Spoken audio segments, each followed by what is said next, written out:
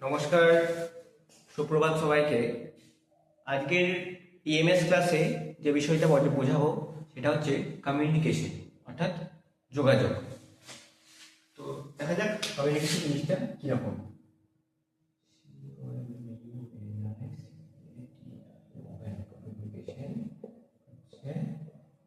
যোগাযোগ কিরকম যোগাযোগ? এখানে বাস, ট্রেন, ট্রাম, প্লেন এরকম যোগাযোগ বলছে না। কমিউনিকেশন অর্থাৎ কথা বলা বা কথোপকথন, মানুষের সাথে যে পরিচয়, সেই যোগাযোগের কথা বলা হচ্ছে কমিউনিকেশন। তো সেই কমিউনিকেশন কত প্রকার হয় সেটা আমরা আগে জানবো। মেইনলি কমিউনিকেশন জিনিসটাকে আমরা দুভাগে ভাগ করতে পারি। একটা হচ্ছে কি ভার্বাল, নন ভার্বাল। ভার্বাল আর নন ভার্বাল। তো ভার্বাল কোনগুলো? যেগুলো লিখে, কথা বলে, পড়ে বোঝানো যায়, সেগুলো হচ্ছে ভার্বাল কমিউনিকেশনের মধ্যে। আর নন ভার্বাল যেগুলোতে আমরা কোনো কথা বলি না, কথা বলা ছাড়া বিভিন্ন বিষয়, অঙ্গভঙ্গি বা দেখে বুঝে যেগুলো আমরা যোগাযোগ করি, কমিউনিকেট করি, সেটা হচ্ছে নন ভার্বাল। তো প্রথমে দেখা যাক ভার্বালের মধ্যে কি কি আছে।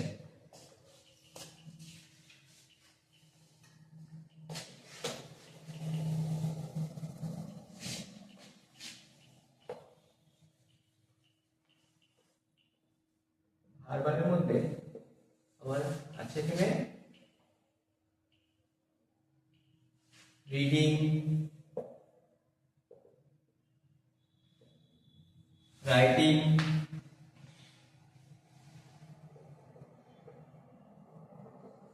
স্পিকিং, একটা হচ্ছে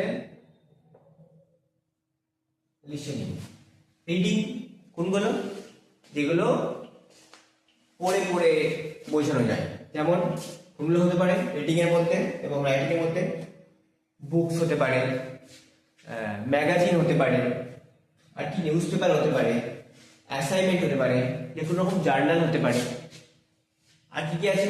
আরো আছে, যেমন ইমেল আছে, লেটার আছে, তো নোটিশ আছে, কোনো পোস্টার আছে, আর ইনস্ট্রুমেন্টাল, ম্যানুয়াল, বিভিন্ন রকম জিনিসপত্র আছে যেগুলো রিডিং, রাইটিং, স্পিকিং এর মধ্যে পড়ছে। জানা গেল এগুলো হচ্ছে ভার্বাল কমিউনিকেশনের স্টেপ। এরপর স্পিকিং আর লিসেনিং এর মধ্যে আছে ফেস টু ফেস স্পিকিং, এর মধ্যে আছে